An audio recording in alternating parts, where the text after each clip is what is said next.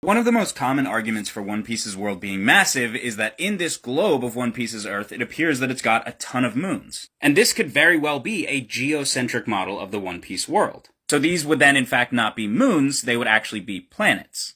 I'm gonna do you one better, Saiga. This infamous screen grab from One Piece is absolutely a geocentric model, and those are absolutely planets. Because this, right here, is an astrolabe.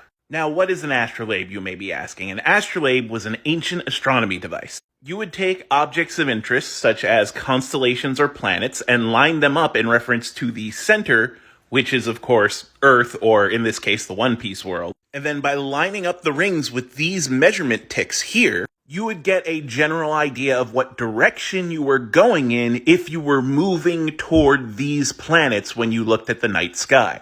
It's a navigation tool. And by definition, astrolabes do not have their planetary representations to scale, because they have to be smaller so that the rings can freely rotate. That's why in a lot of astrolabes you just see objects of interest etched into the side rather than being full representations. But there are plenty of astrolabes with full spheres that model out the planets in our universe.